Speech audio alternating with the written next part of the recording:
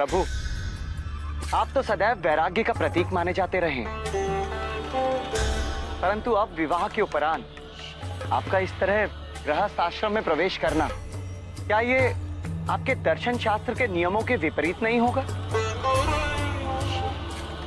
तो क्या अब आप सदा के लिए वैराग्य को त्याग देंगे प्रभु?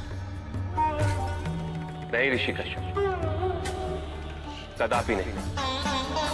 विवाह सृष्टि के उद्धार के लिए और सांसारिक क्रम के निरंतर चलते रहने के लिए अनिवार्य है, और यही कारण है कि मैंने ये विवाह स्वीकार किया।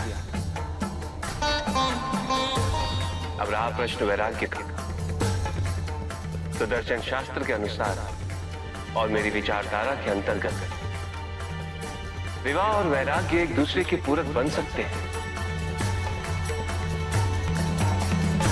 सती से मेरा यह विवाह इसी बात का आदर्श उदाहरण बनेगा। ये कैसे संभव है महादेव?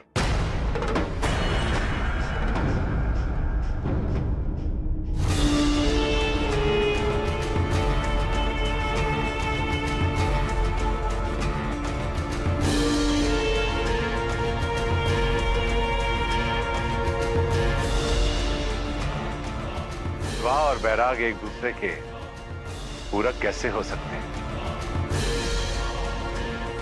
विवाह प्रवृत्ति धर्म का प्रतीक है, जिसके द्वारा परिवार की स्थापना होती है, और परिवार की स्थापना से ही उत्पन्न होती है सांसारिक मोहमाया और इच्छाएं।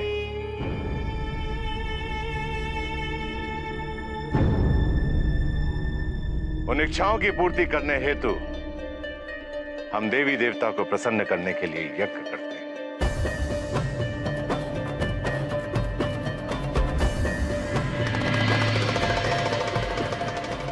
और इसी कारण कर्तव्य, नियम, विधि विधान ये सब अनिवार्य हो जाता है।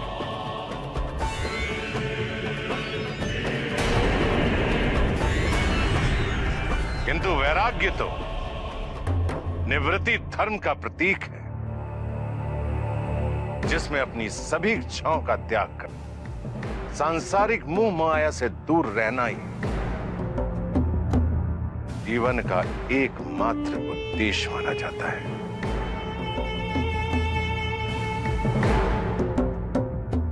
जहां ना कर्तव्य महत्व रखता है, ना उसका विधि विधान, और ना ही नियम से कोई सरोकार है।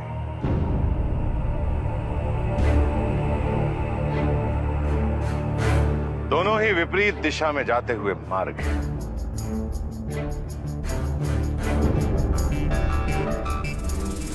दोनों का लक्ष्य उतना ही भिन्न है जितना ये पृथ्वी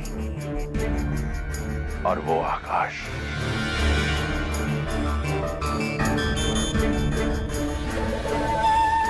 भला दोनों का मिलन कैसे संभव है महादेव? सबके साथ रहते हुए भी किसी का मोह न करता, ये भी तो वैराग्य हो सकता है प्रजापति। विवाह के नियमों का पालन करना, किंतु माया में न उलझना, अहम भाव को दूर रखते हुए अपने धर्म की पूर्ति करना, ये वैराग्य के रूप ही तो है।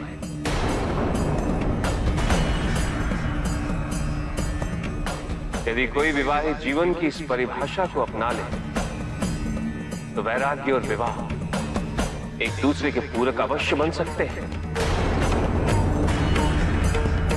और यही सबसे उत्तम, सबसे श्रेष्ठ विवाह का उदाहरण बन जाएगा।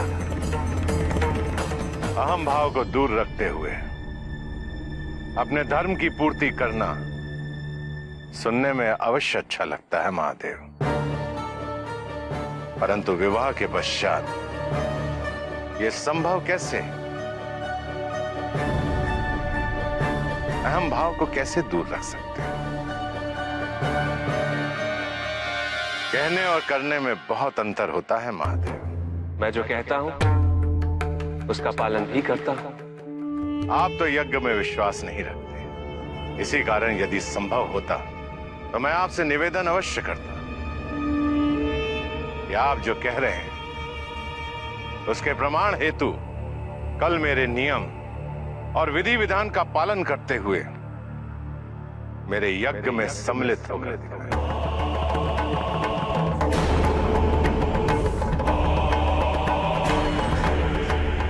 मुझे ही नहीं, इन सबको भी विश्वास हो जाता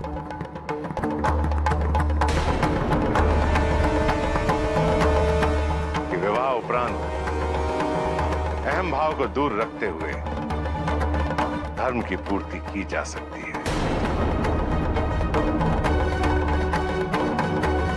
प्रजापति दक्ष, ये संभव नहीं है। कल प्रातः महादेव देवी सती के साथ कैलाश की ओर प्रस्थान कर रहे हैं और आपका यज्ञ तो उसके पश्चात ही आरंभ होगा। नहीं ऋषि अत्रि, यदि मेरे इस यज्ञ में सम्मिलित होने से इनकी किसी शंका का निदान होता है तो क्यों नहीं, ये तो मेरा सौभाग्य होगा। अब मैं यज्ञ उपरांत ही यहां से प्रस्थान करूंगा।